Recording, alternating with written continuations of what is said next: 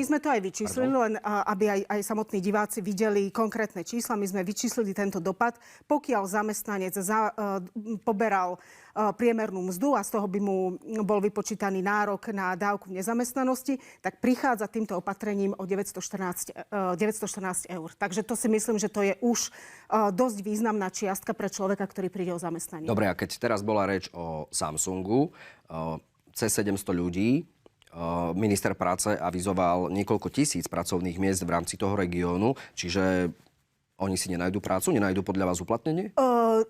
Dobre, vyťahujeme jeden konkrétny príklad. Áno, Samsung je v regióne, teraz nechcem povedať, že chvala Bohu, lebo ako rušenie, alebo že stovky zamestnancov príde o prácu.